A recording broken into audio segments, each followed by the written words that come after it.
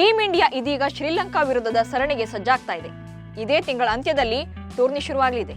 3 ದಿನಗಳ ಟಿ20 ಸರಣಿ ಹಾಗೆ 3 ದಿನಗಳ ಏಕದಿನ ಸರಣಿಗೆ ಟೀಮ್ ಸೆಲೆಕ್ಷನ್ ಕೂಡ ನಡೀತಾ ಇದೆ. ಇಷ್ಟು ದಿನ ಟಿ20ಐಗೆ ಹಾರ್ದಿಕ್ ಪಾಂಡ್ಯ ಹಾಗೆ ಏಕದಿನ ಸರಣಿಗೆ ಕನ್ನಡಿಗ KL ರಾಹುಲ್ ಕ್ಯಾಪ್ಟನ್ ಎನ್ನಲಾಗ್ತಾ ಇತ್ತು.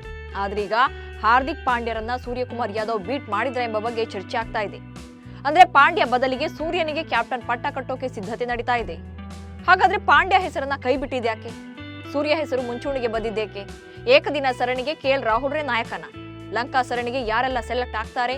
ಈ ಬಗೆಗಿನ ಇಂಟ್ರೆಸ್ಟಿಂಗ್ ಮಾಹಿತಿಯನ್ನೇ ನೀಡ್ತೇನೆ. ನಾನು ಶಾಂತ. ನೀವು ಸುದ್ದಿಯಾನದ ಸಬ್ಸ್ಕ್ರೈಬರ್ ಆಗೋದಕ್ಕೆ ಮರಿಬೇಡಿ.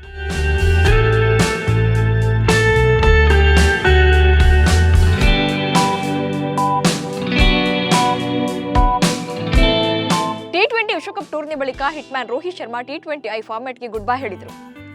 ಭಾರತ ಟಿ20 ತಂಡದ ಮುಂದಿನ ನಾಯಕ ಯಾರು ಎಂಬ ಬಗ್ಗೆ ಸಾಕಷ್ಟು ಚರ್ಚೆ ಆಗ್ತಾ ಇದೆ. ಅದರಲ್ಲೂ ಹಾರ್ದಿಕ್ ಪಾಂಡ್ಯರೇ ಫುಲ್ ಟೈಮ್ ಕ್ಯಾಪ್ಟನ್ ಅನ್ನೋದು ಬಹುತೇಕ ಕನ್ಫರ್ಮ್ ಆಗಿತ್ತು.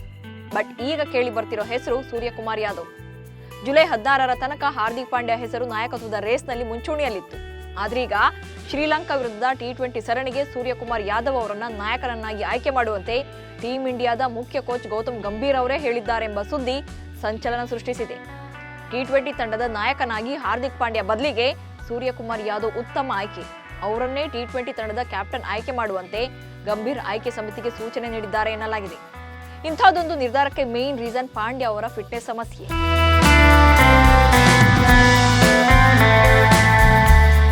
ಹಾರ್ದಿಕ್ ಪಾಂಡ್ಯ ಪದೇ ಪದೇ ಫಿಟ್ನೆಸ್ ಸಮಸ್ಯೆಗೆ ಒಳಗಾಗ್ತಿರೋದು ಹೊಸದೇನೂ ಅಲ್ಲ. ಇದಕ್ಕೆ ಸಾಕ್ಷಿ 2023ರ ಏಕದಿನ ವಿಶ್ವಕಪ್. ಕಳೆದ ಏಕದಿನ ವಿಶ್ವಕಪ್ ವೇಳೆ ಫಿಟ್ನೆಸ್ ಸಮಸ್ಯೆಯ ಕಾರಣ ಪಾಂಡ್ಯ ಅರ್ಧದಲ್ಲೇ ಟೂರ್ನಿಯನ್ನು ತೊರೆದಿದ್ರು. ಇದಾದ ಬಳಿಕ ಟೀಂ ಇಂಡಿಯಾ ಪರ ಕಣಕ್ಕಿಳಿದಿದ್ದು ಈ ಬಾರಿಯ ಟಿ20 ವಿಶ್ವಕಪ್ನಲ್ಲಿ. ಹೀಗಾಗಿ ಸಂಪೂರ್ಣ ಫಿಟ್ನೆಸ್ನೊಂದಿಗೆ ತಂಡದ ಖಾಯಂ ಸದಸ್ಯರಾಗಿರುವ ಆಟಗಾರನಿಗೆ ನಾಯಕತ್ವ ನೀಡುವಂತೆ ಗೌತಮ್ ಗಂಭೀರ್ ಆಯ್ಕೆ ಸಮಿತಿಗೆ ಮನವಿ ಮಾಡಿದ್ದಾರೆ. ಈ ಮನವಿಯಂತೆ ಇದೀಗ ಸೂರ್ಯಕುಮಾರ್ ಯಾದವ್ ಹೆಸರು ಮುಂಚೂಣಿಗೆ ಬಂದಿದ್ದು, ಹೀಗಾಗಿ ಅವರಿಗೆ ಕ್ಯಾಪ್ಟನ್ ಪಟ್ಟ ನೀಡುವ ಸಾಧ್ಯತೆ ಇದೆ ಎನ್ನಲಾಗ್ತಿದೆ. ಸೂರ್ಯಕುಮಾರ್ ಯಾದವ್ ಈಗಾಗಲೇ ಭಾರತ ಟಿ20 ತಂಡದ ನಾಯಕನಾಗಿ ಕಾಣಿಸಿಕೊಂಡಿದ್ರು. ಪ್ರಮುಖ ಆಟಗಾರರ ಅನುಪಸ್ಥಿತಿ ನಡುವೆ ಸೂರ್ಯ 7 ಟಿ20 ಪಂದ್ಯಗಳಲ್ಲಿ ಭಾರತ ತಂಡವನ್ನು ಮುನ್ನಡೆಸಿದ್ದಾರೆ. ಈ ವೇಳೆ ಟೀಂ ಇಂಡಿಯಾ 5 ಮ್ಯಾಚ್ಗಳಲ್ಲಿ ಜಯ ಸಾಧಿಸಿದೆ. ಹೀಗಾಗಿ ಟೀಂ ಇಂಡಿಯಾ ಟಿ20 ತಂಡದ ಕ್ಯಾಪ್ಟನ್ಸಿ ಪಟ್ಟ ಸೂರ್ಯಕುಮಾರ್ ಯಾದವ್ಗೆ ಒಲಿದರೂ ಕೂಡ ಅಚ್ಚರಿ ಪಡಬೇಕಿಲ್ಲ.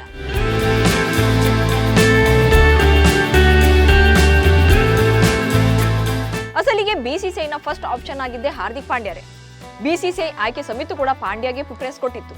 ಆದ್ರೆ ಫಿಟ್ನೆಸ್ ಸಮಸ್ಯೆಯ ಕಾರಣ ಪ್ರತಿಯೊಂದು ಸರಣಿಯಲ್ಲಿ ಹಾರ್ದಿಕ್ ಪಾಂಡ್ಯ ನಾಯಕನಾಗೋ ಗ್ಯಾರಂಟಿ ಇಲ್ಲ. ಹೀಗಾಗಿ ಖಾಯಂ ಸದಸ್ಯರೊಬ್ಬರಿಗೆ ನಾಯಕತ್ವ ನೀಡುವಂತೆ team India coach Gautam Gambhir ತಿಳಿಸಿದ್ರು. ಅದರಂತೆ ಇದೀಗ ಸೂರ್ಯಕುಮಾರ್ ಯಾದವ್ಗೆ ನಾಯಕನ ಪಟ್ಟ ಒಲಿದಿದೆ ಎನ್ನಲಾಗಿದೆ. ಇಲ್ಲಿ ಇನ್ನೊಂದು ಟ್ವಿಸ್ಟ್ ಕೂಡ ಇದೆ.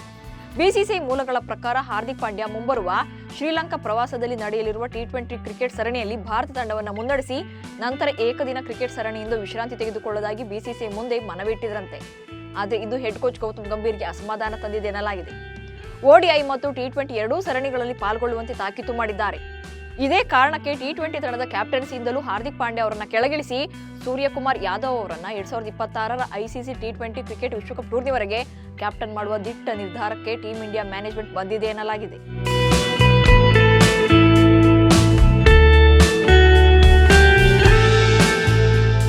ಟಿ20 ಸ್ಪೆಷಲಿಸ್ಟ್ ಅಂತಾನೆ ಕರೆಸಿಕೊಳ್ಳುವ ಸೂರ್ಯಕುಮಾರ್ ಯಾದವ್ಗೆ ನಾಯಕನ ಪಟ್ಟ ನೀಡಲು ಆಯ್ಕೆ ಸಮಿತಿ ನಿರ್ಧಾರ ಮಾಡಿದೆ. ಅದರಂತೆ ಶ್ರೀಲಂಕಾ ವಿರುದ್ಧದ ಸರಣಿಯೊಂದಿಗೆ ಸೂರ್ಯ ಭಾರತ ಟಿ20 ತಂಡದ ಕ್ಯಾಪ್ಟನ್ ಆಗಿ ಕಾಣಿಸಿಕೊಳ್ಳಲಿದ್ದಾರೆ. ಜುಲೈ 27ರಿಂದ ಶುರುವಾಗಲಿರುವ ಟಿ20 ಸರಣಿ ಮೂಲಕ ಪೂರ್ಣ ಪ್ರಮಾಣದ ನಾಯಕರಾಗಿ ಕಣಕ್ಕಿಳಿಯಲು ಸಜ್ಜಾಗಿದ್ದಾರೆ ಎನ್ನಲಾಗಿದೆ. ಇನ್ನು ಟಿ20 ವಿಶ್ವಕಪ್ ಮುಕ್ತಾಯದ ಬೆನ್ನಲ್ಲೇ ಟಿ20 ಅಂತಾರಾಷ್ಟ್ರೀಯ ಕ್ರಿಕೆಟ್ಗೆ ರೋಹಿತ್ ಶರ್ಮಾ ವಿದಾಯ ಹೇಳಿದರು. ಹೀಗಾಗಿ ಟಿ20 ತಂಡಕ್ಕೆ ಹೊಸ ನಾಯಕನನ್ನ ಆಯ್ಕೆ ಮಾಡಬೇಕಾದ ಅನಿವಾರ್ಯತೆ ಕೂಡ ಬಿಸಿಸಿಐ ಮುಂದಿತ್ತು. ಅದರಂತೆ ನಾಯಕರುಗಳ ರೇಸ್ನಲ್ಲಿ ರಿಷಬ್ ಪಂತ್, ಸೂರ್ಯಕುಮಾರ್ ಯಾದವ್, ಜಸ್ಪ್ರೀತ್ ಬುಮ್ರಾ ಹಾಗೆ ಹಾರ್ದಿಕ್ ಪಾಂಡ್ಯ ಹೆಸರುಗಳು ಮುಂಚೂಣಿಯಲ್ಲಿದ್ದವು. ಇದೀಗ ಆಲ್ರೌಂಡರ್ ಹಾರ್ದಿಕ್ ಪಾಂಡ್ಯರನ್ನ ಹಿಂದಿಕ್ಕಿ ಭಾರತ ತಂಡದ ನಾಯಕತ್ವ ಪಡೆಯುವಲ್ಲಿ ಸೂರ್ಯಕುಮಾರ್ ಯಾದವ್ ಯಶಸ್ವಿಯಾಗಿದ್ದಾರೆ ಎನ್ನಲಾಗಿದೆ. ಸ್ಟೈಲಿಶ್ ಬಲಗೈ ಬ್ಯಾಟರ್ ಸೂರ್ಯಕುಮಾರ್ ಯಾದವ್ ಅಂತಾರಾಷ್ಟ್ರೀಯ ಕ್ರಿಕೆಟ್ನಲ್ಲಿ ಅದರಲ್ಲೂ ಟಿ20ಐನಲ್ಲಿ ಭರ್ಜರಿ ಪ್ರದರ್ಶನ ನೀಡಿದ್ದಾರೆ. ಭಾರತ ತಂಡವನ್ನು ಈವರೆಗೆ 2 ಸರಣಿಗಳಲ್ಲಿ ಮುನ್ನಡೆಸಿದ ಅನುಭವವನ್ನು ಕೂಡ ಹೊಂದಿದ್ದಾರೆ. ದಕ್ಷಿಣ ಆಫ್ರಿಕಾ ಮತ್ತು ಸೌತ್ ಆಫ್ರಿಕಾ ಎದುರಿನ ಸರಣಿಗಳಲ್ಲಿ ಗೆಲುವನ್ನು ದಾಖಲಿಸಿಕೊಟ್ಟಿದ್ದಾರೆ. ಈ 2 ಸರಣಿಗಳಲ್ಲಿ ಬ್ಯಾಟ್ ಮೂಲಕ ಕೂಡ ಅಬ್ಬರಿಸಿ 2 ಅರ್ಧಶತಕ ಮತ್ತೊಂದು ಶತಕದ ಮೂಲಕ 300ಕ್ಕೂ ಹೆಚ್ಚು ರನ್ ಬಾರಿಸಿದ್ದಾರೆ. ಸದ್ಯ ಟಿ20ಐ ಕ್ರಿಕೆಟ್ನಲ್ಲಿ ವಿಶ್ವದ 2ನೇ ಶ್ರೇಯಾಂಕಿತ ಬ್ಯಾಟರ್ ಆಗಿದ್ದಾರೆ.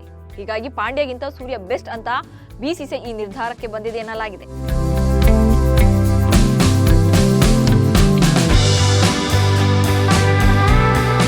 ಸ್ನೇಹಿತರೆ, ಹಾರ್ದಿಕ್ ಪಾಂಡ್ಯ 2024ರ ಐಪಿಎಲ್ ಆವೃತ್ತಿಯಲ್ಲಿ ಹಾರ್ದಿಕ್ ಪಾಂಡ್ಯ ಮುಂಬೈ ಇಂಡಿಯನ್ಸ್ ತಂಡವನ್ನು ಮುನ್ನಡೆಸಿದರು. ತಂಡ ಅಂಕಪಟ್ಟಿಯ ಕೊನೆ ಸ್ಥಾನ ಪಡೆದಿತ್ತು. ಇದೇ ತಂಡದಲ್ಲಿ ಹಾರ್ದಿಕ್ ನಾಯಕತ್ವದ ಅಡಿಯಲ್ಲಿ ಸೂರ್ಯಕುಮಾರ್ ಯಾದವ್ ಕೂಡ ಆಡಿದರು. ಐಪಿಎಲ್ 2024ರ ಟೂರ್ನಿಯಲ್ಲಿ ಫ್ಲಾಪ್ ಆಗಿದ್ದ ಹಾರ್ದಿಕ್ ಪಾಂಡ್ಯ ಬಳಿಕ ಐಸಿಸಿ ಟಿ20 ಕ್ರಿಕೆಟ್ ವಿಶ್ವಕಪ್ ಟೂರ್ನಿಯಲ್ಲಿ ಆಲ್ರೌಂಡ್ ಆಟದ ಮೂಲಕ ಭರ್ಜರಿ ಕಂಬ್ಯಾಕ್ ಮಾಡಿ ಭಾರತ ತಂಡದ ಗೆಲುವಿನಲ್ಲಿ ಮಹತ್ವದ ಪಾತ್ರವನ್ನು ವಹಿಸಿದರು. ಇದೇ ಕಾರಣಕ್ಕೆ ಹಾರ್ದಿಕ್ಗೆ ಕ್ಯಾಪ್ಟನ್ಸಿ ಸಿಗಬೇಕೆಂಬುದು ಕೆಲವರ ವಾದವಾಗಿತ್ತು. ಅಲ್ಲದೆ ಟಿ20 ವಿಶ್ವಕಪ್ ಟೂರ್ನಿಯಲ್ಲಿ ಹಾರ್ದಿಕ್ ಪಾಂಡ್ಯ ವೈಸ್ ಕ್ಯಾಪ್ಟನ್ ಕೂಡ ಆಗಿದ್ರು. ಹೀಗಾಗಿ ರೋಹಿತ್ ಬಳಿಕ ಹಾರ್ದಿಕ್ ಕ್ಯಾಪ್ಟನ್ ಆಗಬೇಕೆಂಬುದು ಕೆಲ ಸೆಲೆಕ್ಟರ್ಸ್ ನಿಲುವಾಗಿತ್ತು. ಆದರೆ ಮುಖ್ಯ ಕೋಚ್ ಗೌತಮ್ ಗಂಭೀರ್ ಮತ್ತು ಕೆಲ ಸೆಲೆಕ್ಟರ್ಸ್ಗೆ ಈ ಬಗ್ಗೆ ಒಪ್ಪಿಗೆ ಇರಲಿಲ್ಲ. ಎಲ್ಲ ಮಾದರಿಯ ಕ್ರಿಕೆಟ್ಗೆ ದೀರ್ಘಕಾಲ ಲಭ್ಯವಾಗುವಂತಹ ಆಟಗಾರನಿಗೆ ಕ್ಯಾಪ್ಟನ್ಸಿ ಸಿಗಬೇಕು ಎಂಬ ವಾದ ಮುಂದಿಟ್ಟಿದ್ದಾರೆ ಎನ್ನಲಾಗಿದೆ. ಇನ್ನು ಪಾಂಡ್ಯ ತಮ್ಮ 8 ವರ್ಷಗಳ ಕ್ರಿಕೆಟ್ ವೃತ್ತಿ ಬದುಕಿನಲ್ಲಿ ಹಲವು ಬಾರಿ ಗಾಯದ ಸಮಸ್ಯೆಗೆ ತುತ್ತಾಗಿ ತಂಡದಿಂದ ಹೊರಗುಳಿದಿದ್ರು. ಕಳೆದ ವರ್ಷ ನಡೆದಿದ್ದ ಏಕದಿನ ವಿಶ್ವಕಪ್ ಟೂರ್ನಿಯಲ್ಲಿ ಕೂಡ ಗಾಯಗೊಂಡು ಟೂರ್ನಿಯಿಂದ ಹೊರಬಿದ್ದಿದ್ರು. ಪದೇ ಪದೇ ಗಾಯಕ್ಕೆ ತುತ್ತಾಗುವ ಕಾರಣ ಪಾಂಡ್ಯ ನೇಮಕಕ್ಕೆ ಬಿಸಿಸಿಐನ ಕೆಲ ಪ್ರಮುಖ ಅಧಿಕಾರಿಗಳು ಹಾಗೆ ಆಯ್ಕೆ ಸಮಿತಿಯ ಕೆಲವರು ವಿರೋಧವನ್ನು ವ್ಯಕ್ತಪಡಿಸಿದ್ದಾರೆ ಎನ್ನಲಾಗಿದೆ. ಇನ್ನು ಸೂರ್ಯಕುಮಾರ್ ಯಾದವ್ ಹೆಗಲಿಗೆ ನಾಯಕತ್ವ ನೀಡಲು ಬಿಸಿಸಿಐ ಅಧಿಕಾರಿಗಳು ಒಮ್ಮತದ ಒಪ್ಪಿಗೆ ನೀಡಿದ್ದು, ನೂತನ ಕೋಚ್ ಗೌತಮ್ ಗಂಭೀರ್ ಕೂಡ ಸಮ್ಮತಿಸಿದ್ದಾರೆ ಎಂದು ಮೂಲಗಳು ತಿಳಿಸಿವೆ. ಹಾರ್ದಿಕ್ರನ್ನ ನಾಯಕನನ್ನಾಗಿ ನೇಮಿಸಲು ಗಂಭೀರ್ಗೂ ಕೂಡ ಮನಸ್ಸಿರಲಿಲ್ಲ. ಇನ್ನು ಸೂರ್ಯಕುಮಾರ್ ಯಾದವ್ 2014ರಲ್ಲಿ ಗೌತಮ್ ಗಂಭೀರ್ ಅವರ ನಾಯಕತ್ವದಲ್ಲಿ ಕೋಲ್ಕತ್ತಾ ನೈಟ್ ರೈಡರ್ಸ್ ಪರ ಆಡಿದರು. ಅಲ್ಲದೆ ಗಂಭೀರ್ ಅವರೊಂದಿಗೆ ಉತ್ತಮ ಒಡನಾಟವನ್ನು ಕೂಡ ಹೊಂದಿದ್ದಾರೆ. ಹೀಗಾಗಿ ಸೂರ್ಯಕುಮಾರ್ ಯಾದವ್ ಅವರಿಗೆ ನಾಯಕತ್ವ ವಹಿಸಲು ಟೀಂ ಇಂಡಿಯಾದ ನೂತನ ಕೋಚ್ ಹೆಚ್ಚಿನ ಆಸಕ್ತಿಯನ್ನು ಹೊಂದಿದ್ದಾರೆ.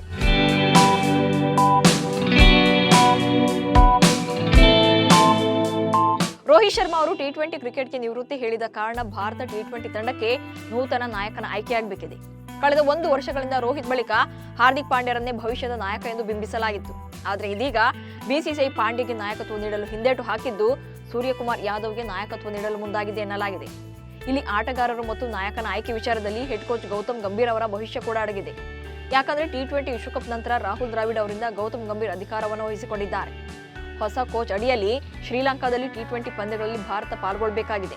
ಹಾಗೆ 2026ರಲ್ಲಿ ಭಾರತ ಮತ್ತು ಶ್ರೀಲಂಕಾದಲ್ಲಿ ನಡೆಯಲಿರುವ ಮುಂದಿನ ಟಿ20 ವಿಶ್ವಕಪ್ಗೆ ತಂಡವನ್ನು ನಿರ್ಮಿಸುವ ನಿಟ್ಟಿನಲ್ಲಿ ಎಲ್ಲಾ ಮೊದಲ ಆಯ್ಕೆಯ ಆಟಗಾರರೊಂದಿಗೆ ತಂಡ ಸಿದ್ಧಗೊಳ್ಳಬೇಕಿದೆ.